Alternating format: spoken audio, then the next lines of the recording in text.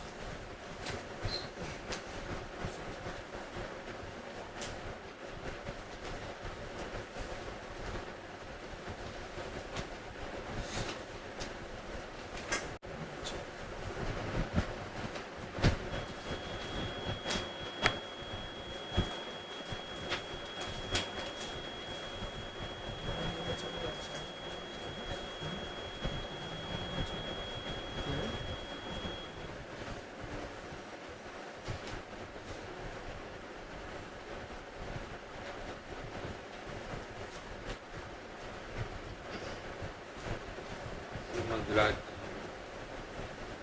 ઉપરાંત 569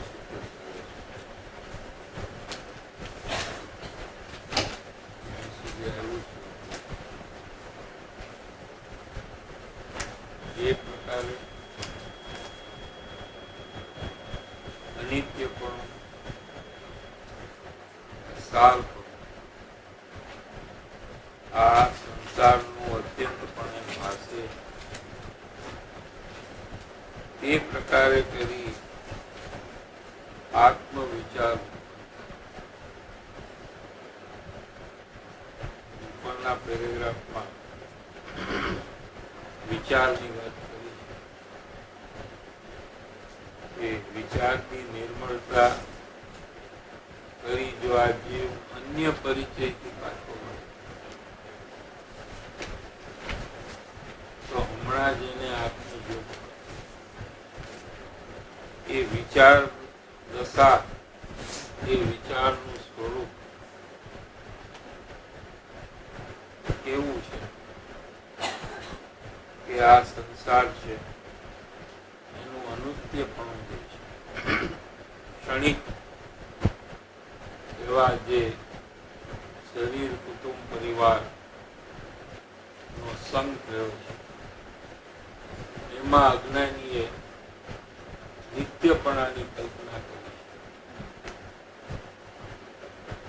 આ શરીર કાયમ રહેવાનું છે, આ કુટુંબ પરિવાર પૈસા એ બધા કાયમ રહેવાના છે એવું એને લાગે છે. સમજણમાં કદાચ એવું હોય વાંચન કરીને કે આ બધું અનિત્ય છે, પણ જે રીતે એ વ્યવહાર કરે છે કુટુંબ પરિવાર આદિ એ નિત્યપણું માનીને એની સાથે વ્યવહાર કરે છે. જાણે કે એ કાયમ રહેશે, જેથી કરીને એને વિચારધારા જ ઉત્પન્ન થતી નથી. એ અનિત્ય છે એટલે કાયમ રહેવાનું નથી, અથવા પોતે કાયમ રહેવાનું નથી. થોડાક કાળ માટે એનો સમાગમ થયો છે અનંત સંસારમાં. એનો કાળ છે એક સાગરમાં બિંદુ છે. અનાદિકાળથી અનંત કાળ જે આપણો છે એમાં જો વર્તમાન ભવનો કાળ જો હિસાબ કરવામાં આવે તો સાગરમાં બિંદુ સમાન છે. તેમ છતાં જીવને એમાં નિત્યપણુની કલ્પના થાય છે. પોતાનાથી પોતાના કુટુંબીજનને આ બધું છોડી દેતા દેખાવા છતાં એવું જયારે થાય ત્યારે થોડાક સમય માટે કદાચ વિચાર આવે, પણ ત્યાર પછી પાછો આ બધું નિત્યની કલ્પના કરીને એ રહે છે. એટલે વિચારધારા જે ઉત્પન્ન થવી જોઈએ આત્મકલ્યાણ એ થતી અહીંયા ઉપાય બતાવે છે કે આ સંસારનું અત્યંત અનિત્યપણું છે એનો તું કેટલો વિચાર કરે, અથવા હું પોતે કાયમ રહેવા વાળો નથી, એ કાયમ રહીશ એવી કલ્પનાથી સંબંધ રાખે છે.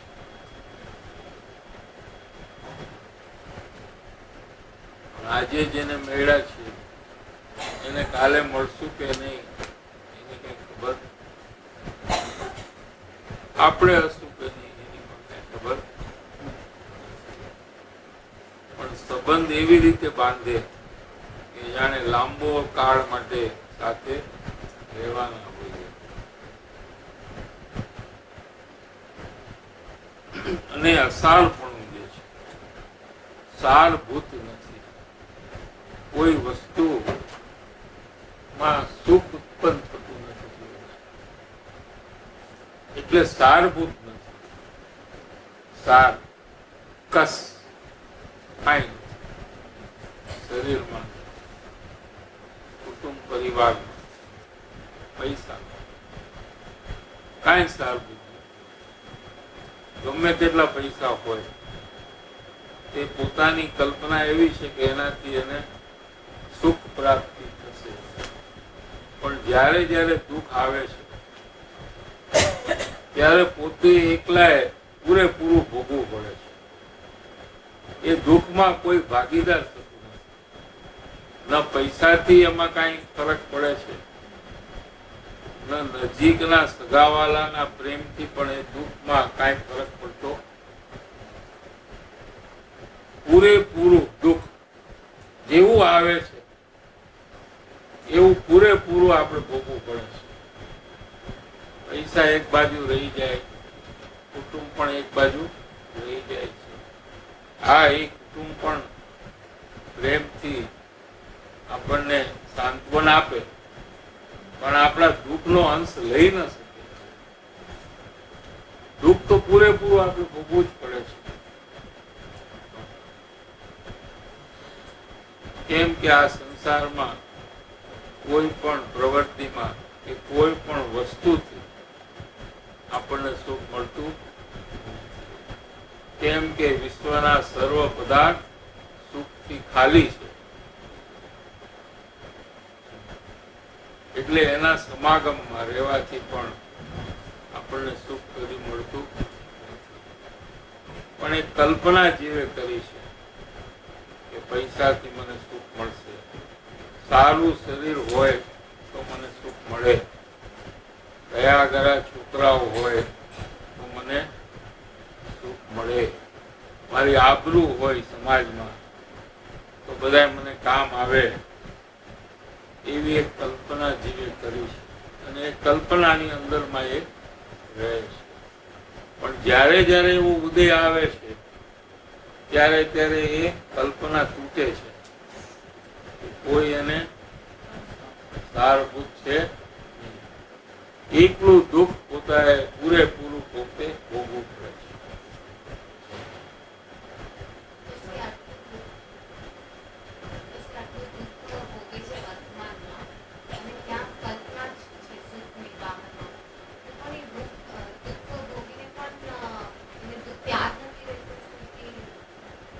એટલે એ બીજા લોકોને પણ આવું દુઃખ અનુભવતા જુએ છે. એટલે એને એમ લાગે કે આ જ રીતે થવાનું છે, આમાં કોઈ ઉપાય. કોક બહુ ઓછા જીવોને જીનવાણીનો ઉપદેશ સાંભળવા મળે છે. 99% લોકોને તો વાત જ ખબર નથી પડતી. એને એમ લાગે છે કે બધાય દુઃખ ભોગવે છે અને મારે પણ દુઃખ ભોગવવાનું. સમજાય છે? સુખ પ્રાપ્તિ કેમ થાય અને દુઃખ કેમ થયું છે, આ વાત તો 1% ની અંદરના લોકોને ખબર છે. અને એમાંથી જે લોકોને ખબર છે એ લોકોએ પણ મોટે ભાગના લોકો ખાલી એને સમજ પૂરતું રાખે છે, એનો કોઈ ઉપયોગ કરતા નથી. જ્યારે જ્યારે દુઃખ આવે ત્યારે એ સમજ કોઈ કામ આવતી. કેમ કે સમજ અનુસાર એને પૂર્વે પ્રયાસ કર્યો નથી. પ્રયાસ કરીને અંતર્મુક્તા અને સુખ પ્રાપ્તિ જો કરી હોય જેણે, એને આ બધા પ્રોબ્લેમમાં એ કામ આવે છે. ત્યારે કોઈ ખાલી પ્રયત્ન કરવા જાય તો એ પ્રયત્ન કદી સફળ થતો નથી. કેમ કે ત્યારે પ્રયોગ કેમ કરવો એની સૂઝ જ નથી આવતી. એ બધા દુઃખો તરફ લક્ષ્ય હોવાથી અને દુઃખ મટાડવાના અથાગ પ્રયાસમાં રહેવાથી સુખની પ્રાપ્તિનો ઉપાય, એનો પ્રયોગ એ સમયે એનાથી થતો નથી, એવું બનતું દેખાય છે. માટે જે લોકોને આ જૈન ધર્મ મળ્યો છે અને સુખ પ્રાપ્તિનો માર્ગ મળ્યો છે, એ મળવા જે સમયે મળ્યો ત્યારથી જ એ લોકો એના પ્રયાસમાં આવી જવું જોઈએ અને અંતરમાં સુખની પ્રાપ્તિ કરી લેવી જોઈએ. નહીતર તો જેમ બધાનું જીવન છે એ જ પ્રકારે આપણું જીવન થવાનું છે. લે, અને અહીંથી પણ મરણ થાય ને ક્યાં જન્મ થાય એનું પણ કઈ ઠેકાણું.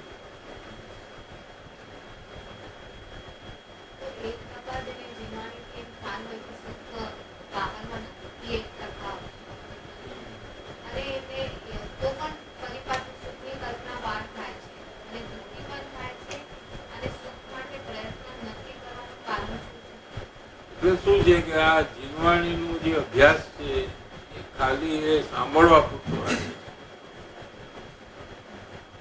અને પોતે જે કાર્ય કરતો હતો પેલા એ ચાલુ રાખે છે. ફળ પદાર્થમાંથી સુખ લેવાનો પ્રયાસ એ ચાલુ રાખે, અને જીનવાણીમાં જે વાત આવી છે એને ધારણા પૂરતી રાખે કે કોઈને કેવા કામ આવે. બાકી પોતાના દુઃખમાંથી છૂટવા માટે એ કામમાં પોતે લેતો. તેમાં કોનો વાક? જીનવાણીનો વાક કે જીવનો?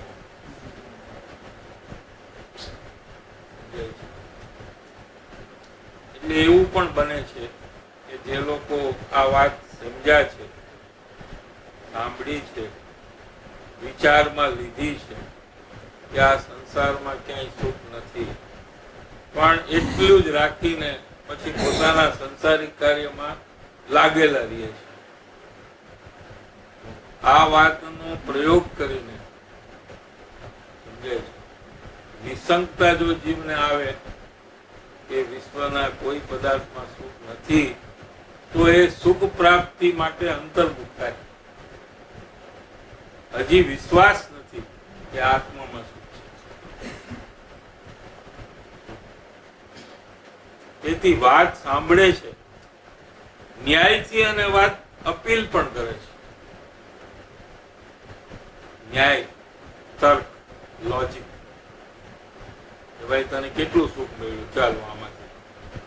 એ વિચારે તો એને ખબર પડે કે આમાંથી તો મને કઈ મળ્યું નથી. અન્ય પદાર્થની પાછળ તો હું દોડું છું. એમ ન્યાય અને તર્કથી એને સમજાય છે, અને સારું પણ કદાચિત લાગે કે આ વાત તો બરાબર છે. બસ આટલે સુધી છોડી દે છે. આનાથી જે આગળ વધવું જોઈએ એ પ્રયાસમાં એ આવતો નથી. એનું કારણ છે કે અસત્સંગ અને અસત્પ્રસંગ, અથવા સત્સંગનું ન હોવું એ એનું કારણ છે. કેમ કે આ વાત એને પ્રથમ ક્યાં સાંભળી? સત્સંગ. હવે જેમ અસત્સંગમાં આનાથી વિરુદ્ધ વાત આવે કે ભાઈ પૈસામાં સુખ છે, અસત્સંગમાં શું આવે કે આની પાસે આ બહુ પૈસા કમાઈ ગયો એટલે બહુ સુખી છે, કે આ ભાઈને મળો. કે આપણે ઇન્ટ્રોડ્યુસ કેવી રીતે કરો? તમે આ ભાઈને ઓળખો છો, મળો, બહુ સુખી છે. એટલે આપણે શું સમજવાનું? સમજવાનું સુખી છે એટલે આત્માનું સુખ પેટલું છે એમ સમજવાનું નહીં. એટલે એ જાતની વાત સાંભળતા સાંભળતા સાંભળતા આપણને એમ જ લાગે કે પૈસામાં જ સુખ છે, પતી ગઈ બસ. રોજ એની વાત ચાલતી હોય, તો એ જ માહોલમાં આપણે રહેતા હોય, વર્ષોથી એક જ પ્રકારની વાત સાંભળતા હોય, અને બધા એ જ વાત માનતા હોય. પાછા જેટલા હોય એટલા, એમાં કેટલાય હોશિયાર હોય, કેટલા ભણેલા હોય, કેટલા ડોક્ટર હોય, કેટલા એન્જિનિયર હોય, કેટલા ચાર્ટર્ડ એકાઉન્ટન્ટ હોય, બધા એક જ વાત કરતા હોય, પૈસામાં સુખ છે, શરીરમાં સુખ છે, ખાવામાં સુખ છે, ફરવામાં સુખ છે. એટલે એ જાતની વાત સાંભળતા સાંભળતા સાંભળતા જેમને એમ લાગે કે આમ જ છે, આ વાત બરાબર છે, નથી આટલા બધા જણ નો કહે. અનકનેક્ટેડ પીપલ, જે એકબીજાને ઓળખતા નથી એવા માણસો, અહીંથી તમે ત્યાં જાઓ તો ત્યાં એ જ વાત હાલતી હોય. બધા કહે છે એ કઈ ખોટું હશે, એમાં કઈક હશે ખરું એવું એને લાગે છે, અને એ રૂપે એ પ્રયાસ કરે રાખે છે, અને એ અસત્સંગની અને અસર ખૂબ થવા માંડે. સાથે એ જીવોમાં જે દોષો છે એને એ જલ્દી પકડી લે છે. સમજાય છે? જીવ છે ને એ દોષને જલ્દી પકડી લે છે સંગમાં. જેના સંગમાં જાય ને એના જેવો થઈ જાય. કેમ કે એનામાં દોષ દ્રષ્ટિ છે. અજ્ઞાની નું બીજું નામ આપણે કીધું ને કે દોષ દ્રષ્ટિ વાળો. એટલે એને દોષની ઇમ્પેક્ટ જલ્દી થઈ જાય. એમાં કોઈ હારો ગુણ હોય ને તે નહીં લે. બધામાં કઈ બધું ખરાબ ન હોય,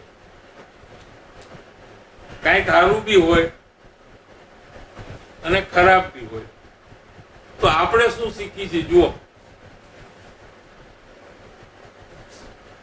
એનું કારણ શું છે? એ દોષ દ્રષ્ટિ છે. એટલે જીવ સંગમાં જેવો આવે ને એટલે એમાં જે ખોટું હોય ને એને પેલા પકડી લે અને પોતામાં એવું આવી જાય અને પોતે એવો થઈ જાય ક્યારે એ પણ એને ખબર ન પડે. કોઈ એને પૂછે કે આ બધું તું પેલા આવો નહોતો, હવે તું આવો થયો, તો આ કયા દિવસે આ બધું ચાલુ થયું કે કયા મહિને ચાલુ થયું? તો એ પોતે ન કહી શકે. શરૂઆતમાં તો એ નિષેધ કરતો, ઓલાને સમજાવે કે તું આમ નહીં કરા, ખોટું છે. અને થોડાક વખત તો એ જ એવું બધું કરવા માંડી જાય. સમજાય છે? ધારો કે બધા ખોટું બોલતા હોય, એક્ઝામ્પલ આપું, અને એ સાચું બોલતો હોય એટલે પ્રમાણમાં ઓછું ખોટું બોલતો હોય. એ બધા એને કેતો હોય કેમ આમ વાઈ કામ જરૂર શું છે? એમ 6-12 મહિના થાય તો એના જેવો થઈ જાય, એ ખોટું બોલવા માંડી જાય. એવી રીતે જે પણ અવગુણો છે એ બધાને ગ્રહણ કરી લે. એ લોકો પૈસાની વાતો કરતા હોય, પૈસાની વાંહે ગાંડા હોય તો આ પૈસાની વાંહે ગાંડો થઈ જાય. એ લોકો ફરવાની વાંહે ગાંડા હોય તો આ ફરવા માંડી જાય. એ લોકો પૈસા ઉડાડતા હોય તો આ પૈસા ઉડાડતો થઈ જાય. એ લોકો કપડાની વાંહે ગાંડા હોય તો આ કપડાની વાંહે ગાંડો થઈ જાય. આ સત્સંગમાં જીવને આ બધી અસરો થવા માંડે છે. અને એ જ જીવ જયારે સત્સંગમાં આવે છે ત્યારે શું થાય કે એનું લક્ષ્ય એના દોષ ઉપર આવે છે. એટલે દોષો આપોઆપ ઘટવા માંડે છે. દોષ દ્રષ્ટિ તો છે જ એને, હજી પણ અજ્ઞાની છે, પણ એ દોષ દ્રષ્ટિ હોવા છતાં એ દોષ ઉપર એનું લક્ષ્ય જાય છે અને દોષનો નિષેધ થતો હોય છે સત્સંગમાં. એટલે એવા સંસ્કાર એને પડવા માંડે છે કે એ પણ પોતાના દોષનો નિષેધ કરે છે. એટલે એને ધીરે ધીરે ગુણ પ્રગટવાનું થાય છે. એટલે સત્સંગ એક જ રસ્તો છે આ જીવને આ સંસારમાંથી બચવાનો.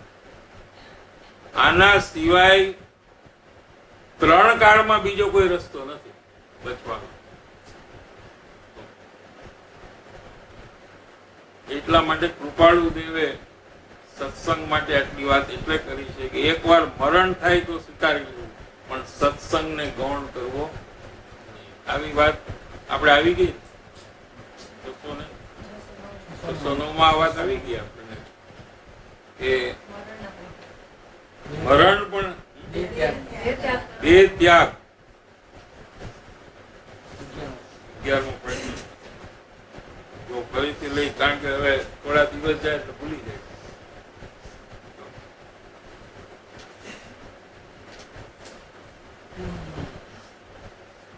અને તે સત્સંગ ને અર્થે દેહ ત્યાગ કરવાનો યોગ થતો હોય તો તે સ્વીકારવું.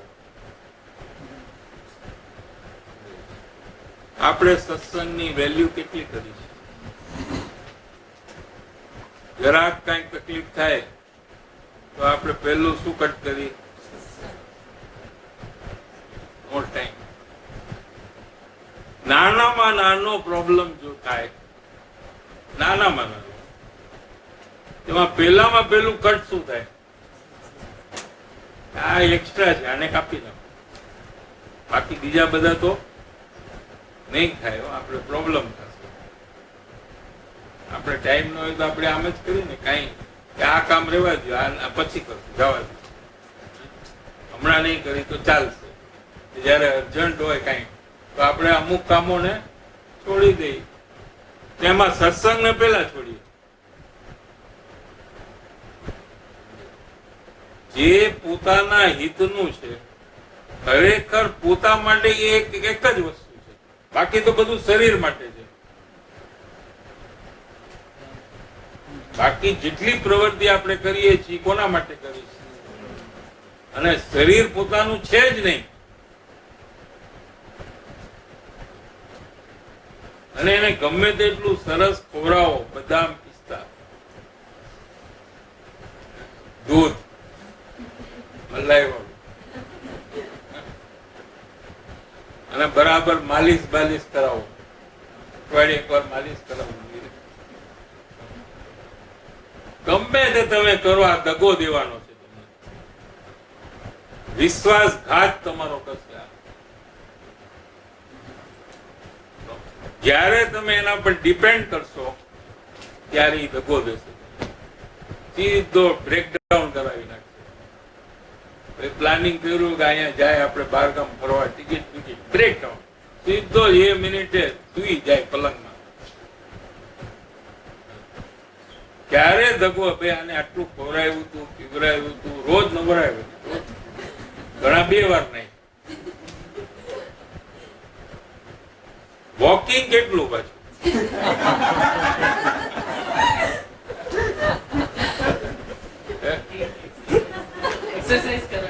એક્સરસાઇઝ, યોગા, આ તે કેટલું ધ્યાન રાખી છીએ આપણે. જેમ આપણે ભૂત વળગે ને, તો જેમ ભૂત આપણને કહે ને એમ આપણે કરીએ. ભૂત વળગે જે આપણે બધું શું કરીએ, જે ભૂત આપણને કહે ને એ જ આપણે કરીએ. એમાં શરીરને પોતાનું માયડું છે ને, ભૂત વેડ્યું છે. કાંઈક એમાં થાય એટલે આ તરત જ લાગી જાય. ન કોઈ જાય, ચાલો કાપો, શેપ કરો. પેટમાં જાય તો શું થાય? નથી જતું તો એ માંદા પડી. એ આપણી કલ્પના છે, આપણી કલ્પના છે. એટલે હું એમ નથી કેતો કે નખ ન કાપવા, એમ નથી કેતો, પણ એ માન્યતા એમ રાખો કે નખ કાપવાથી મારા પેટમાં જે રોગ નથી થતો, એમ નથી. એ માન્યતા ખોટી છે. એક કર્મ છે જેનું નામ અસાતા વેદની છે. એ કર્મ આપણે બાંધ્યું છે. કોણે? આપણે પોતે બાંધ્યું છે. એનો ઉદય આવે એટલે શરીરમાં અસાતા થયા વગર એ નહીં. નખ કાપ્યા હોય તો એ થાય, અને નખ વધાર્યા હોય તો એ થાય.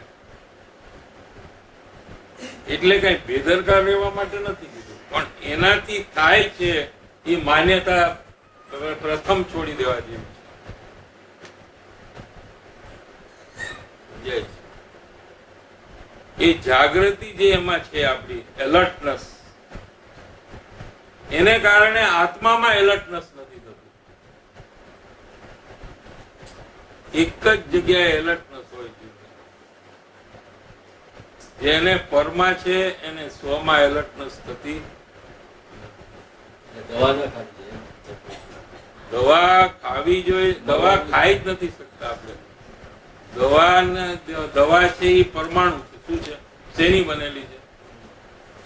એમાં જીવનું કઈ હાલતું જ નથી. જીવ ખાલી ઈચ્છા કરે કે હું દવા લઉં, અથવા ઈચ્છા કરે કે હું દવા નહીં લઉં. આ બે માંથી એક જીવ કરી શકે. એમાંથી એક કરી શકે જીવ, પણ દવાને લઈ ન શકે. કેમ કે દવામાં જે પરમાણુ છે એ પોતાની મેળે આપોઆપ અંદર આવે છે.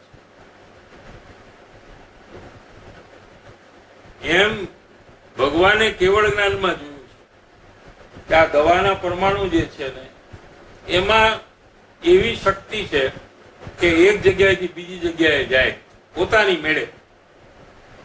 એ વખતે જીવે ઈચ્છા કરી છે કે હું દવા લઉં, એવો નિમિત્તિક સંબંધ છે, એટલે કોઇન્સિડન્સ છે, ઇત્તેફાક છે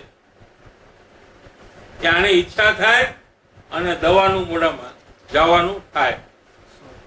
એ બે પોતપોતાને કારણે થાય છે, એકબીજાને કારણે થતા નથી. અને દવાથી કોઈનું સારું થતું પણ સારું થવાનું હોય તો કદાચિત દવા લેવાનો ભાવ આવે, એવું બને. તો ડોક્ટર પોતે શું કામ મરી જાય એ મને કહ્યું. ચાલો, હાર્ટના ડોક્ટરને હાર્ટ એટેક કેમ આવે છે? ડાયાબિટીસના ડોક્ટરને ડાયાબિટીસ કેમ આવે છે? બીપીના ડોક્ટરને બીપી કેમ આવે છે? જનરલ પ્રેક્ટિશનરને ફીવર કેમ આવે છે? વાયરલ ફીવર એને કેમ આવે છે? છોકરાના ડોક્ટરના ગ્રાન્ડસનને એના પોતાનાને કેમ તકલીફ થાય છે? એ કેમ ધ્યાન નથી રાખતું?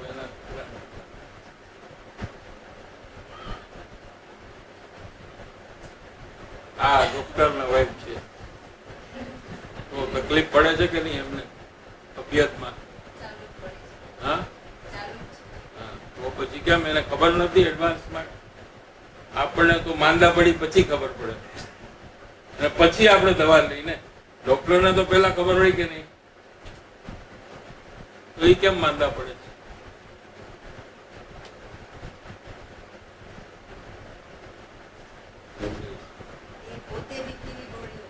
બોલો, એ પોતે બીપી ની ગોળી પર, આપણને કે બીપી ની ગોળી લ્યો અને આપણે ડોક્ટર ને જોઈને બીપી વધી જાય.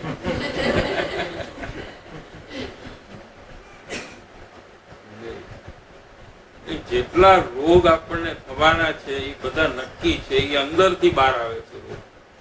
બધા રોગ શક્તિ રૂપે આમાં ભરેલા છે. ટીબી, ટાઇફોઇડ, એઇડ્સ, બધું આમાં છે. હવે જયારે એ કર્મનો ઉદય આવે એટલે એ રોગ બહાર આવે અંદર. શરીર રોગની મૂર્તિ છે, આત્મા જ્ઞાનની મૂર્તિ છે અને શરીર રોગની મૂર્તિ છે. એમાંથી રોગ આવે છે.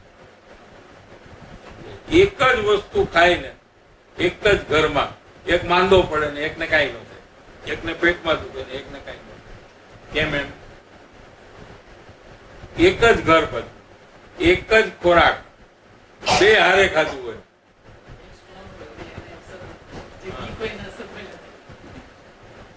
તો સ્ટ્રોંગ શું છે ને વીક શું છે? ઠીક કયો? જેને આપણે કહીએ છીએ, આપણે એને શું કહીએ? Immune system.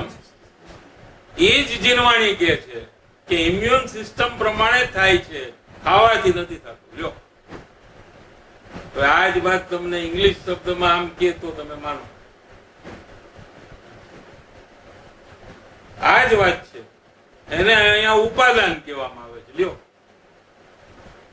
શબ્દ બદલાઈ ગયો છે. ઉપાદાન એટલે નિજ શક્તિ. ઉપાદાન નો અર્થ શું?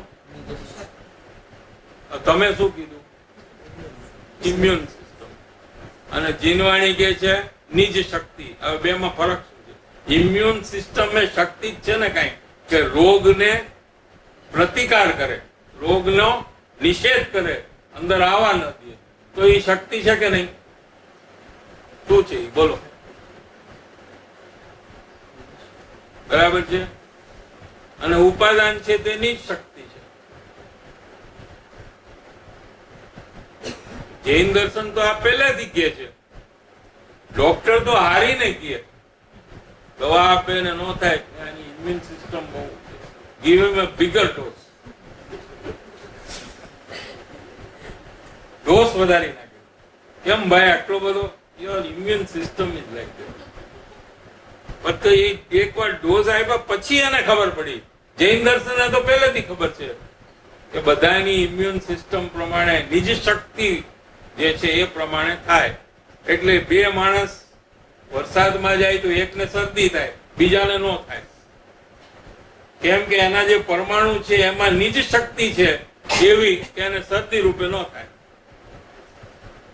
અને બીજામાં એવી શક્તિ નથી એટલે એને થાય. હવે પ્રશ્ન અહીંયા કરવો જોઈએ તમારે કે આવી બધાની કેમ અલગ અલગ ઇમ્યુન સિસ્ટમ છે?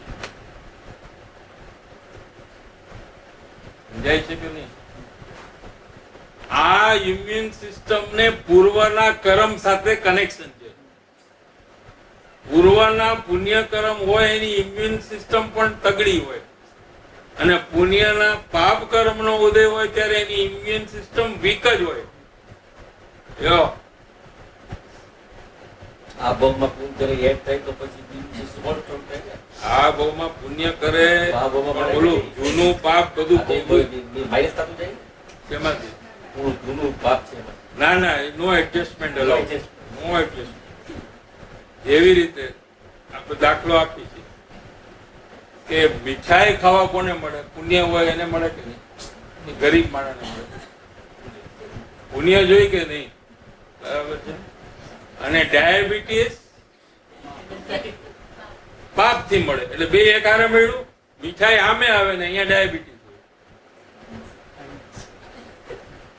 આ બે કેમ એડજસ્ટ ન થઈ ગયું? આપણે કહીએ એ આને કઈ તું આની યાર એડજસ્ટમેન્ટ કરી લે ને, થોડું ડાયાબિટીસ વ્યુ જાય, થોડી મીઠાઈ નહીં ખાવ, જાઓ 50 કિલો મીઠાઈ બંધ અને 50 દિવસ માટે ડાયાબિટીસ બંધ, પછી હું ખાવ. નો એડજસ્ટમેન્ટ અલાઉડ.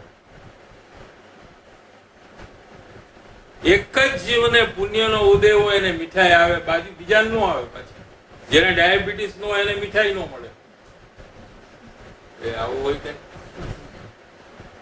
ગરીબ માણસ ડાયાબિટીસ નો હોય, એને મીઠાઈ ખાવી હોય પણ એને મીઠાઈ ન મળી. ખાઈ શકે, 1 કિલો ખાઈ શકે, પણ એને એક મીઠાઈ નો પીસ મળે. આ એક પીસ નો ખાઈ શકે, અને આખો મીઠાઈ નો થાળ એની સામે હોય, કલર નો, રંગબેરંગી. અને અહીંયા ડાયાબિટીસ હોય. બોલો, એટલે પાપના ઉદયથી ડાયાબિટીસ થયું અને પુણ્યના ઉદયથી મીઠાઈ મળી. એક હારે થયું કે નહીં? એડજસ્ટમેન્ટ ક્યાં થયું? એડજસ્ટમેન્ટ થતું આ ભાવનું પૂન આવતા ભાવમાં બેલેન્સ. અત્યારે આજે તમે જે પૈસા, ભાવનું જે પૂન એનો જવાબ આપો. હવે હું જવાબ આપીશ. હવે મારો વારો. આજે જે તમે પૈસા વાપરા એ પૈસા ક્યારે કમાણા હતા તમે? પેલા એટલે ક્યારે? આ ગયા પોવે, આ પોવે, શરૂઆતમાં, વચ્ચે, ગઈકાલે ક્યારે કમાણા? આજે સમજો ને 5000 વાપરા, એ 5000 તમે કમાણા ક્યારે? ફર્સ્ટ ટાઈમ મને કયો.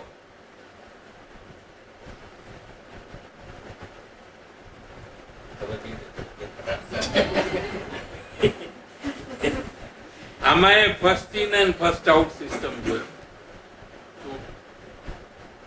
પેલાનો જે 5000 નો ગઈકાલનો ખર્ચો પતી ગયો, ત્યાર પછી નેક્સ્ટ ડે ની જે 5000 ની કમાણી એનો વારો આવે. એમ તમારા જેટલા કર્મ જૂના બાકી છે એનો વારો ચાલુ છે અત્યારે કન્ટિન્યુઅસ. એ પતે પછી આ પુણ્યનો વારો આવે. હવે એ પતી ગયો છે, કેટલા બાકી છે એ તો ભગવાનને ખબર છે, આપણને નથી ખબર. એટલે કોક ને પુણ્યનો ઉદય તરત જ આવી જાય અને કોક ને ઘણા વખત પછી આવે. એનું કારણ કે એનું બેલેન્સ એ પ્રમાણે છે જૂનું. થઈ શકે એમ છે. આ ભાવનો પૂનનો ઉદય એમાં થઈ શકે એમ છે. આ મિનિટે કર્મ બાંધ્યું હોય ને આવતી મિનિટે એનો ઉદય આવી શકે, અને આ મિનિટે બાંધ્યું હોય એને 5 ભાવ પછી પણ આવી શકે. લો,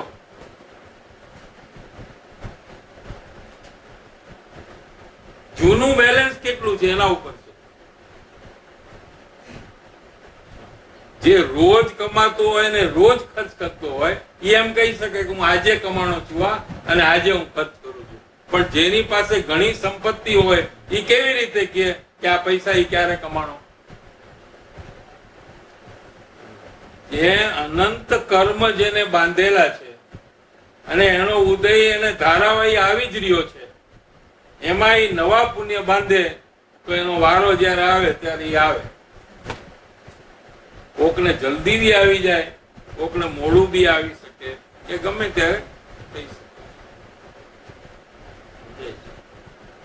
આ પણ એક સાયન્સ છે, આમાં પણ કોઈ ચેન્જ કરી શકાય એવું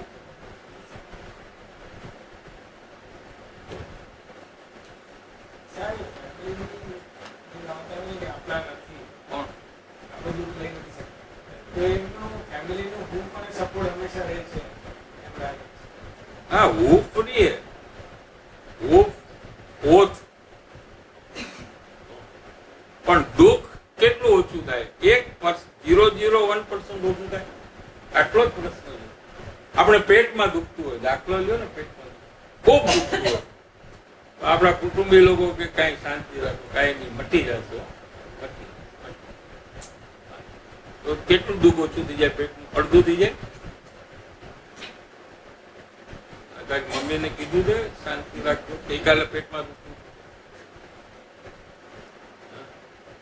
તો કેટલું દુઃખ ઓછું થાય? આવી રીતે પ્રેમથી વાત કરે તો, અને કોઈ ધ્યાન ન આપે કે ભલે દુખતું જાઓ, તો કેટલું વધી જાય? કાંઈ ફરક ન પડે. તો તમે 10-20% આપી દો ને, ડિસ્ટ્રીબ્યુટ આને 20% આપી દો, આને 20%. ભાઈ તમારો આવશે ત્યારે હું એ લઈ લઈશ, યુ ટેક નાવ. સહન થતું ન હોય પણ કોઈને આપી શકે. આપણે ઓલાને દે આવે કે આટલું બધું દુઃખ છે પણ એ લઈ ન શકે. એ ખાલી હવે બહુ હેરાન થયો છો, બહુ હેરાન, બિચારા બહુ હેરાન. કઈ દુઃખ લઈ શકે? આપણે એવા શબ્દ સાંભળવા છે કે દુઃખ નથી, દુઃખી નથી થવું, એ આપણે નક્કી કરવાનું. આપણા માટે શું ઇમ્પોર્ટન્ટ છે? કોઈ આવા બે ચાર સારા શબ્દ કહે, એ આપણે શું હોસ્પિટલમાં જવા તૈયાર છીએ, તો બધા અમને જોવા આવવાનું. હા, એના જેવું છે ભાઈ. બધા અમને જોવા આવો તો અમને હોસ્પિટલમાં જવામાં, ઓપરેશન કરવામાં કઈ વાંધો. અરે ભાઈ, ઓપરેશન નથી કરવું, કોઈને આવવું હોય કે આવે, ન આવવું હોય તો ન આવે, મારે દુઃખી નથી થવું, એમ હોવું જોઈએ ને. આ તો દુઃખી થવા તૈયાર થઈ ગયો, દુઃખી થાય તો ઓલો સાંત્વના આપે ને, એટલે દુઃખી થવા તૈયાર થઈ ગયો ને. કે તમે બે શબ્દ હારા કહેજો, કુટુંબમાં બધા મને સારા શબ્દ કહે, એ જીવ દુઃખી થવા તો તૈયાર થઈ ગયો.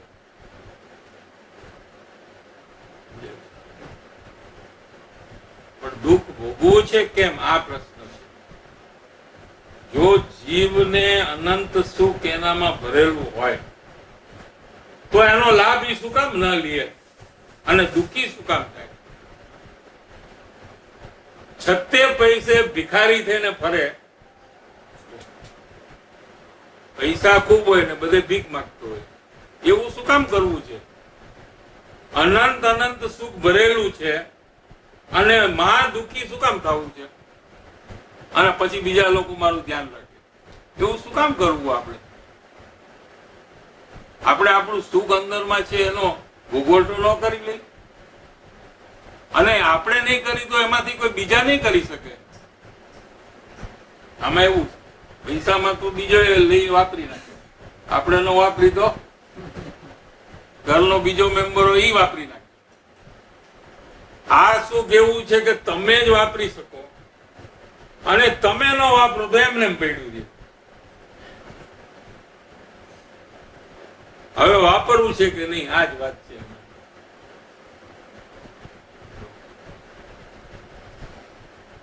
અને ગમે તેટલું વાપરો તો જરાય ઓછું ન થાય. પૈસા વાપરો તો ઓછા થવા માંડે કે નહીં? વાપરો તો ઓછા થાય ને, ન વાપરો તો એમને એમ દે, અને બરાબર લગાવી દો તો વધી જાય, ચડાવી દેવાના વ્યાજે અહીંયા ત્યાં ગોઠવી દો. શેર માર્કેટમાં ને ગોલ્ડમાં ને ફલાણ, ગોલ્ડના ભાવ કેટલા છે?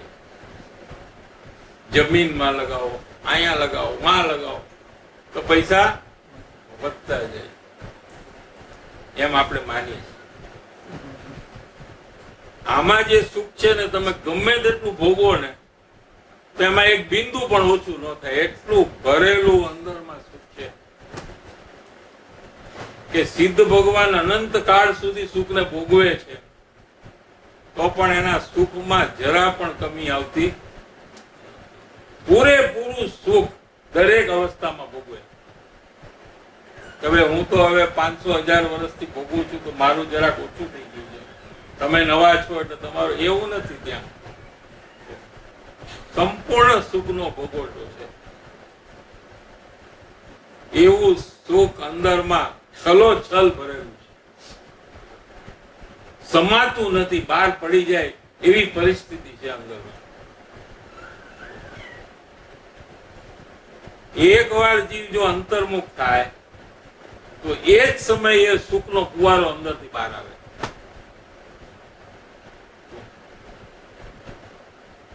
અને ત્યાર પછી એમાંથી સુખ આવ્યા જ કરે. જેમ આપણે ઓલો ઓઇલ પોતે રાખીને જય જય જય જય ઘણા બહુ ઊંડા હોય, લાસ્ટમાં જાય છેલ્લું પણ હોય ને છેલ્લું એ તોડી નાખો તો પછી ઓઇલ આવ્યા જ કરે. ક્યાં સુધી આવે? અઠવાડિયું 15 દી. એમાં જેટલું ભરેલું છે એટલું બધું બહાર આવે.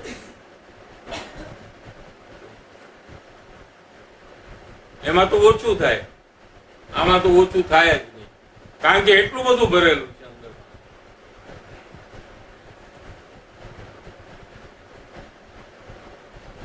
અને સંસારના પદાર્થમાં જરાય સુખ છે, તેમ છતાં જીવને સુખ લાગે છે એવું એના અનુભવમાં આવી રહ્યું છે. એટલે અહીંયા પ્રશ્ન થવો જોઈએ કે અમને તો સુખ લાગે છે એનું કારણ છે. આ જગ્યાએ પ્રશ્ન થવો જોઈએ તમારે કે અમને તો સુખ લાગે છે ખાવામાં, પીવામાં, ફરવામાં, કપડામાં. મારો અનુભવ કે છે કે અમે સુખનો અનુભવ કરીએ. તો એ શું છે? એમાં શું થાય છે કે જીવને ઈચ્છા થાય. ઈચ્છા એટલે ખબર છે? ડિઝાયર, વિશ ચાલુ છે કે નહીં? ઈચ્છા હમણાં બી હશે કે આમ બેસવું, આમ કરવું, આ ગરમી થાય છે જરા એસી આવે, આ બધું થયા કરે છે કે નહીં? પગ આમ નીચે રાખવું, બહુ આમ બધું થયા કરે છે ને. અંદરમાં ડિઝાયર ચાલુ છે કે નહીં? અને એ ઈચ્છાઓ છે એ સ્વયં દુઃખરૂપ છે, એ આપણને ખબર નથી.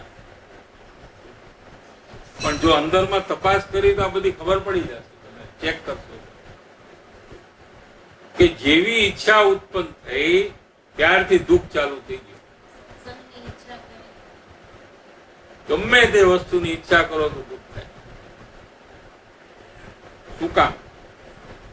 કે ઈચ્છા છે એ પોતે દુઃખ છે. પૈસાની કરો તો, છોકરાઓની કરો, ગમે તે ઈચ્છા કરો તો દુઃખ થાય. કેમ કે ઈચ્છા તે જ દુઃખ છે, બાકી કોઈ દુઃખ જ નથી. આપણે જે દુઃખ છે ને એ ઈચ્છાનું જ છે, બીજું કોઈ દુઃખ આપણને છે જ નહીં.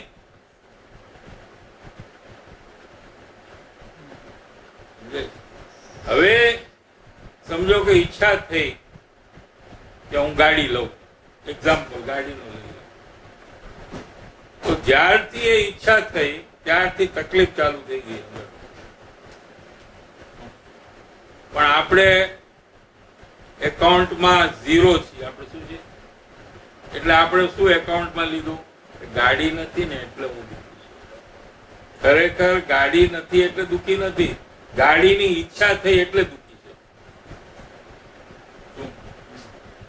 દુઃખ થયું, પણ દુઃખનું કારણ શું? કે ગાડી લેવાની ઈચ્છા. હવે 4 ગાડી હોય તો બીજી 2 લે, એટલે ગાડી નથી એનું દુઃખ નથી. એને સમજાય છે? એને ગાડી લેવાની ઈચ્છા જેવી થઈ એટલે એનું દુઃખ ચાલુ થઈ ગયું. હવે એ વાત એને ખબર નથી. એને ખબર એટલી છે કે હું દુઃખી છું, ક્યારે હું ગાડી લઉં, જલ્દી મારે ગાડી લેવી છે. કેમ કે દુઃખ છે એ કોઈને જોતું,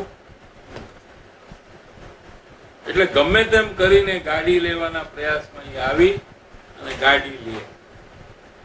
જો એના પુણ્યનો ઉદય હોય તો મળે, બાકી કેટલી ઈચ્છાઓ હોય એ પૂર્તિ થાય નહીં. તો હવે શું થયું કે એ ઈચ્છા વધતી ગઈ. જેમ જેમ ગાડી ન મળતી જાય અને જેમ જેમ સમય જાય તો શું થાય, ઈચ્છા વધતી જાય. એક ટાઈમ એવો આવે કે આજે લેવી જ છે, આજે નહીં આવે. હવે જોઈ જોઈને જોઈએ જ આજે. એવું થાય છે કે નહીં તમને? એટલે ઈચ્છાથી એને દુઃખ થાય છે. હવે એ દુઃખ ક્યારે મટે કયો? આપણે વિચારીએ કે આ દુઃખ મટે ક્યારે? ઈચ્છા ક્યારે પૂરી થાય? શું થાય તો પૂરી થાય? ગાડી આવે. બરાબર છે? આટલું બરાબર છે? એટલે ગાડી આવે તો શું થયું કે દુઃખ ચાલ્યું જાય કે નહીં? આટલું લાંબુ નહીં. દુઃખ ગયું કે નહીં? દુઃખ ગયું એટલે શું થયું? સુખ થયું. દુઃખ ગયું ને સુખ થયું કહેવામાં આવે છે. ભાષા બદલાઈ ગઈ, શબ્દ બદલાઈ ગયા. દુઃખ નું ન હોવું એ જ સુખ માની ગયા આપણે. સમજાય છે? એટલે શું થયું કે દુઃખ ચાલ્યું ગયું. કેમ કે ઈચ્છા ચાલી ગઈ. હવે કોઈ કે ગાડી લેવી, અરે પાગલ, આ રે ગાડી, હું ગાડી લેવી છે, આમે તો પડી છે, હજી પાછું બોલ બોલ કરે. એટલે ઈચ્છા નથી અને દુઃખ ઈચ્છા જે હતું એની હારે ઈચ્છા સાથે ચાલ્યું. તો આને એકાઉન્ટિંગ મિસ્ટેક, એકાઉન્ટ્સમાં ઝીરો છે ને, કે આ મને સારું લાગે છે ને સુખ લાગે છે. કેમ ખબર છે? ગાડી આવી છે. ગાડી આવી એટલે નથી સુખ થયું, ઈચ્છા ચાલી ગઈ એટલે એને સુખ થયું છે. સમજાય છે કે નહીં? ન સમજાય તો આપણે વિચારીએ તો દુઃખી છે. એટલે હવે ગાડીની સાથે બીજી 10 ઈચ્છા હોય એની, કે મારે છે ને ગાડી આવે ને તો ડ્રાઈવર જ બી આવે. હવે કોઈને હું ચલાવવા નહીં દઉં આવડી મોટી ગાડી, અને ડ્રાઈવર જ ન મળે. બરાબર? હા, ડ્રાઈવર તમારે ઘણા દાખલા એમને મેચ થઈ જાય છે. ઘણા ચલાવતા જ ન આવડતું હોય, ડ્રાઈવર વગર જાય તો ડ્રાઈવર નો મળે. હવે ગાડી મળીને ડ્રાઈવર નો મળ્યો તો હવે દુઃખ થાય કે સુખ થાય? બોલો. કેમ? ગાડી આવી, ગાડી આવી એની જે ઈચ્છા એ ભૂલી જાય. ડ્રાઈવર કેમ નથી આવ્યો? તમે બરાબર કીધું નહીં હોય ડ્રાઈવરને.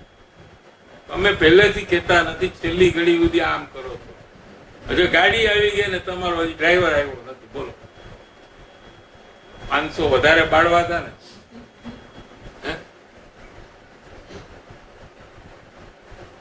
એમ જે અનેક ઈચ્છાઓ જીવને હોય, એક નથી હોતી. એમાંથી એકાદ પૂરી થાય તો એટલી ઈચ્છાનું દુઃખ એનું મટી જાય. પણ જે બાકીની ઈચ્છા જે બાકી છે એનું દુઃખ એને ચાલુ છે. એટલે આ ગાડીનો પણ એ બરાબર સુખથી ભોગવટો કરી શકતો. ગાડીમાં બેઠો બેઠો આમાં કેમ ડ્રાઈવર નથી, કેમ ડ્રાઈવર નથી? અરે ભાઈ, ગાડીમાં આરામથી બેસ ને. આટલી મોંઘી ગાડી આટલા વખતથી તારે લેવી હતી, માંડ માંડ તને ગમે એ કલરની મસ્ત ગાડી આવી છે 25 લાખની, નહીં પણ ડ્રાઈવર કેમ નહીં? એટલે એ આકુળતાને ભોગવ્યા કરે. એનું કારણ શું? કે એની ઈચ્છા છે એ પૂરી થતી. એટલે જ્યારે જ્યારે આપણે સંસારમાં સુખનો અનુભવ થાય ત્યારે આપણે અંતરમાં જરા તપાસ કરવી જોઈએ કે શું મારી ઈચ્છા પૂરી થઈ છે એટલે મારું દુઃખ મટ્યું છે, એને હું સુખ સમજુ છું, કે ખરેખર આ ગાડીમાંથી કઈ સુખ આવે છે મારામાં? ગાડીમાંથી કઈ ટ્રાન્સફર થાય છે મારી અંદરમાં, કે ગાડી ગાડીમાં રહે છે અને હું મારામાં રહું છું? કઈ આવે સુખ આવ્યું ને તો વાંથી નીકળવું જોઈએ અને આમાં આવવું જોઈએ. એવું શું થયું? ગાડીમાંથી શું ઓછું થયું અને આપણા અંદરમાં શું આવ્યું, કાંઈ જ નથી થતું. કલ્પના સિવાય કાંઈ છે. એટલે ઈચ્છાની પૂર્તિ થાય ત્યારે દુઃખ મટે છે, કેમ કે ઈચ્છા સ્વયં દુઃખરૂપ છે. પણ આપણે હિસાબમાં ભૂલ થાય છે. આપણે વસ્તુને આવવાથી સુખી થયા એમ માની અને વસ્તુની વાંહે દોડ્યા કરી છે. તો અંતર અવલોકન જો કોઈ જીવ કરે, તપાસ ઓબ્ઝર્વેશન જો જીવ કરે અંદરમાં, કે મારા અંદરમાં શું થાય છે જરા તપાસ, તો એને આ બધી જ વાત ખબર પડી જાય. એના અનુભવ પણ આ જ વાતને સ્વીકાર કરે કે ઈચ્છા છે તે જ દુઃખ છે, અને ઈચ્છાનો અભાવ આત્મજ્ઞાન થતા જ થાય, કેમ કે ત્યારે સુખ પ્રગટે. એટલે હવે એને ઈચ્છા સમજાય છે. આત્મજ્ઞાન વગર સુખની પ્રાપ્તિ થતી નથી અને ઈચ્છાનો અભાવ કદી થાય જ નહીં. ગમે તેટલી વસ્તુ પુણ્યના યોગે એની પાસે હોય તો પણ એને અનંતી ઈચ્છાઓ અંદરમાં ચાલુ જ હોય અને એને કારણે એ દુઃખી જ હોય. આ સંસારમાં કોઈ સુખી હોય જ નહીં. આત્મજ્ઞાન સિવાય કદી સુખની પ્રાપ્તિ થાય જ નહીં. એ પ્રકારે સંસારનું અસારપણું, આ રીતે આજે જે આપણે વિચાર્યું એ રીતે અસારપણું અત્યંતપણે ભાસે કે આ વિશ્વમાં કઈ સારભૂત વસ્તુ, સુખરૂપ કોઈ વસ્તુ નથી. તે પ્રકારે કરી આત્મવિચાર ઉત્પન્ન થાય. આને આત્મવિચાર કહેવામાં આવે છે. હવે વિષય અહીંયા બદલાય છે. હવે પોતાની વાત ચાલુ કરે છે કૃપાળુદેવ પત્રમાં. હવે આ ઉપાધિ કાર્યથી છૂટવાની વિશેષ આરતી થયા કરે છે, અને છૂટવા વિના જે કંઈ પણ કાળ જાય છે તે આ જીવનું શિથિલપણું જ છે એમ લાગે છે, અથવા એવો નિશ્ચય રહે છે. આ પત્ર લખવાના કાળમાં પોતે વેપાર કરતા હતા કૃપાળુદેવ. વેપારની પ્રવૃત્તિમાં લાગેલા હતા અને એમાં એમને જરાય પણ રસ નહોતો. તેમ છતાં વેપારની પ્રવૃત્તિ કરતા હતા તો એ એમને ઉપાધિ લાગતી હતી. શું લાગતું હતું? વેપારમાં પૈસા આવે તો રાજી થાય માણસ. અહીંયા પૈસા આવે તો પણ એમને ઉપાધિ લાગતી હતી. જ્ઞાનીને ઉદય કાર્યમાં રસ નહીં હોવાથી એ કાર્ય ઉપાધિ લાગે છે. અજ્ઞાનીને એ કાર્યમાં રસ હોવાથી એ કાર્યમાં એને ઉત્સાહ આવે છે. અને કૃપાળુદેવની દશા તો ઘણી ઊંચી હતી. એમને અંતરમાં લીનતા ઘણી વિશેષ હતી. આ એક ભવ તારી હતા એનું આ લક્ષણ અહીંથી ખબર પડે છે કે એમાંથી છૂટવાની વિશેષ આરતી થયા કરે છે. અંતરમાં એ પ્રકારની પરિણતિ થઈ ગઈ છે છૂટવાની. આનાથી હું ક્યારે છૂટું? તો આપણે એક વાતનો વિચાર કરીએ વારંવાર તો પછી પરિણતિ થઈ જાય, એટલે ઓટોમેટિક એમ ચાલ્યા જ કરે. એને પરિણતિ કહેવાય. આપણે લીધું સવારે ને મનુષ્ય છું એ આપણી પરિણતિ છે. હું પુરુષ છું, હું સ્ત્રી છું, એ પરિણતિ છે, એ ઓટોમેટિક ચાલે છે. એમ આપણે જે પણ વસ્તુમાં વારંવાર કન્ટિન્યુઅસ એના વિચાર કરતા રહીએ તો પછી ધીરે ધીરે ઓટોમેટિક એ જ પ્રકારના વિચાર આવ્યા કરે અને એ પરિણતિ રૂપે થઈ જાય. કૃપાળુદેવને ઉદયના કાળમાં જે વેપાર આદિ પ્રવૃત્તિમાં ઘણું નીરસપણું હતું, જરા પણ રૂચતું નહોતું, અને ક્યારે આનાથી છૂટું એવા ભાવો સતત આવતા હતા. આ પત્ર લખવા કાળે એમની ઉંમર 28 વર્ષની.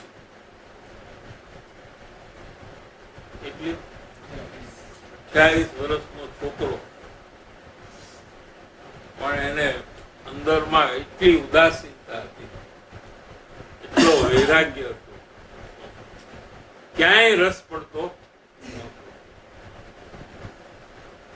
અને છૂટવા વિના જે પણ કઈ કાળ જાય છે, સમય જાય છે, આવા વિચારો તો ઘણા વખતથી ચાલે છે, પણ હજી પણ આ પ્રવૃત્તિ ચાલુ છે. એમાં સમય જાય છે તો એ મારી જ કોઈ કમજોરી છે એવું એમને લાગતું. આમાં મારો જ કઈ વાંક છે. જ્ઞાની છે પોતે, એક ભવતારી છે, તો પણ પોતાના દોષને લખે છે. આ રાઇટિંગમાં કોઈને કીધું તો પછી કે હું તો બોલ્યો, આપણે કઈ કહીને હું ક્યાં બોલ્યો, હું તેમ બોલ્યો. અહીં તો રાઇટિંગમાં કેનોટ ચેન્જ. શું રાઇટિંગમાં આપ્યું? પોતાના દોષને. શું કીધું કે આ વેપાર આદિ પ્રવૃત્તિને છોડવાના અમને પરિણામ થાય છે, અને છતાં બી અમે આ પ્રવૃત્તિમાં રોકાયેલા છીએ, તો એ અમારું જ શિથિલપણું છે. કઈ પોતાના દોષને સામે અજ્ઞાની જીવ છે જેને આ પત્ર લખ્યો છે એને કહે છે. કેટલી નિર્માણતા હશે. બોલો એને ભગવાન ગણે છે. જેને પત્ર લખ્યો છે સૌભાગભાઈને લખ્યો છે, બરાબર. સૌભાગભાઈ છે જેને આ પત્ર લખ્યો છે, એ સૌભાગભાઈ આમને ભગવાન માને છે. અને કૃપાળુદેવ એને એમ કે છે કે અમે બહુ કમજોર છીએ, અમારું પૂરું જોર અમે વાપરતા નથી કે આ વેપારમાંથી અમે છૂટી જાય. આ અમારો દોષ છે. આવું ગુરુ શિષ્યને લખે છે. કેટલી નિર્માણતા હશે. તો ગુરુ હોય શિષ્યને કહે કે મારામાં આ કમજોરી છે. શિષ્યનું કામ છે કહેવાનું કે મારામાં કમજોરી છે. ગુરુ અહીં તો ગુરુ જો કેવા છે, એમને કઈ ફરક નથી પડતો કે દુનિયાને ખબર પડે. આ તો આપણને આજે ખબર પડે. 125 વર્ષ લખાણમાં છે ને, વર્બલો તો આપણને ખબર પડી, રાઇટિંગમાં છે. આજે 125 વર્ષ પછી આપણને ખબર પડે છે. તો પછી એમના માટે આપણે અભક્તિના પરિણામ નથી થતા, પણ પરમ ભક્તિના પરિણામ થાય છે કે આની નિર્માણતા કેટલી. જો આટલો પુરુષાર્થ કરનાર જીવ પણ પોતાની ભૂલને અહીંયા લખે છે. આનાથી જ ઉલટી દશા છે અજ્ઞાની. એ જે દોષ કરે એને છુપાવે.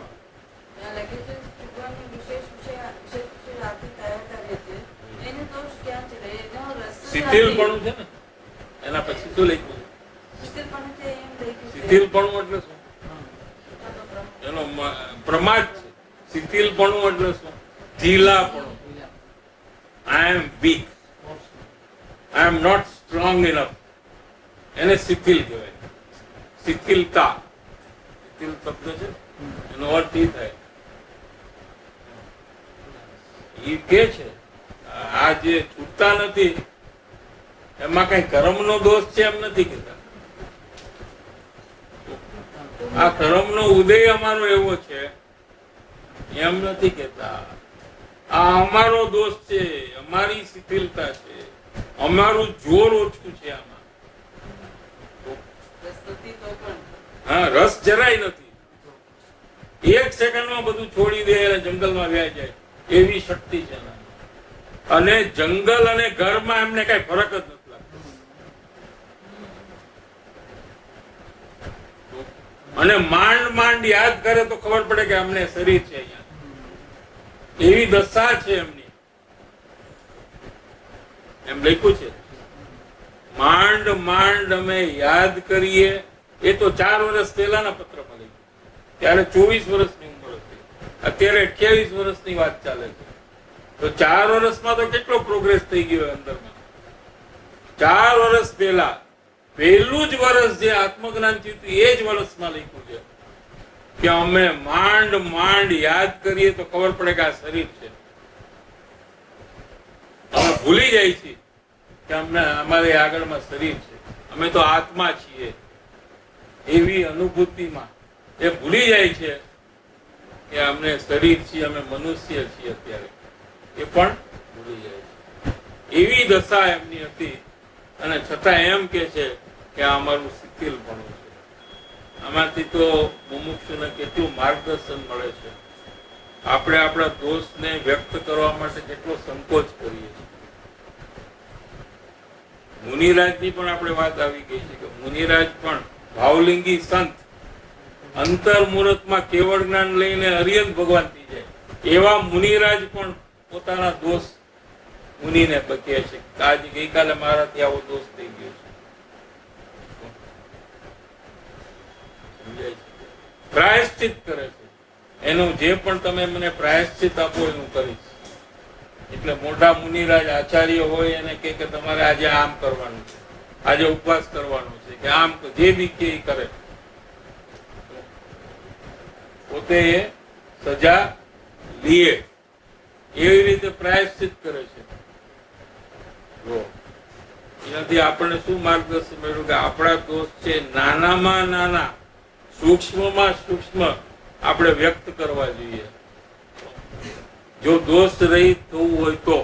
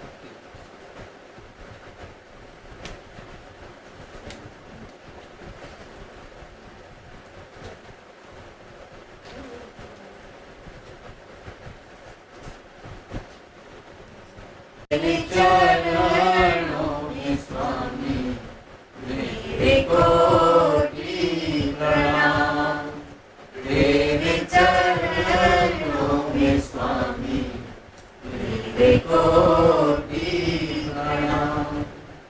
तू ही भक्ति हो, तू ही शक्ति हो, तू ही भक्ति हो, तू ही शक्ति हो, तू ही मुक्ति हो मेरे सद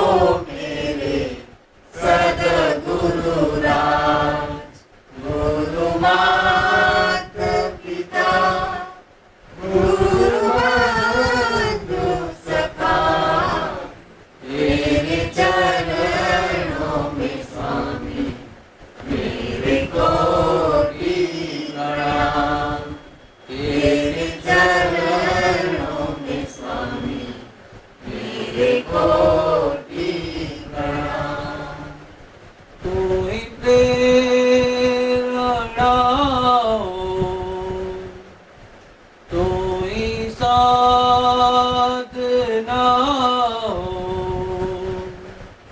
કોઈ પ્રેરણાઓ કોઈ સાધનાઓ કોઈ આરાધના મેરે સદગુરુ રાજ કોઈ આરાધના મેરે સદગુરુ રાજ ગુરુ માત પિતા ગુરુ બંધુ સખા तेरे चरणों में स्वामी मेरे कोटि प्रणाम तेरे चरणों में स्वामी मेरे कोटि प्रणाम कोई ख्वाब हो कोई श्वास हो कोई ख्वाब हो कोई श्वास हो कोई धड़कन हो मेरे सद्गुरु राज कोई धड़कन हो मेरे सद्गुरु राज गुरु मात पिता गुरु बंधु सखा तेरे चरणों में स्वामी मेरे कोटि प्रणाम तेरे चरणों में स्वामी मेरे कोटि प्रणाम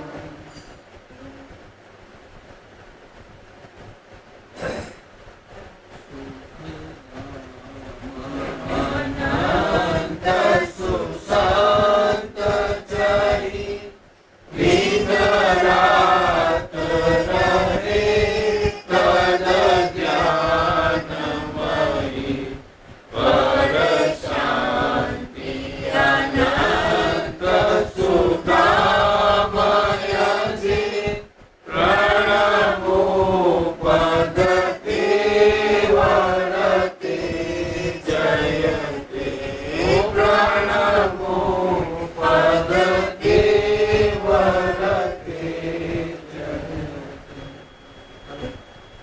हे परम कृपाळु जन्म जरा मरणारी સર્વ દુઃખોનો આત્યંતિક ક્ષય કરનારો એવો વિતરાગ પુરુષનો મૂળભાવ આપ શ્રીમદે અમને અનંત ઉપકાર કરી આપ્યો. તે અનંત ઉપકારનો પ્રતિ ઉપકાર વાળા હું સર્વથા અસમર્થ છું. વળી આપ શ્રીમદ કંઈ પણ લેવાને સર્વથા નિષ્પ્રહ છો. જેથી મન વચન અને કાયાની એકાગ્રતાથી આપના ચરણારવિંદમાં નમસ્કાર કરું છું. આપની પરમ ભક્તિ અને વિતરાગ પુરુષના મૂળ ધર્મની ઉપાસના મારા હૃદયને વિશે ભાવપણે અખંડપણે જાગૃત રહું એટલું હું માગું છું. તે સફળતા સફળતા સફળતા. ઓમ શાંતિ શાંતિ શાંતિ. પરોપકારી શ્રી સદગુરુદેવનો જય.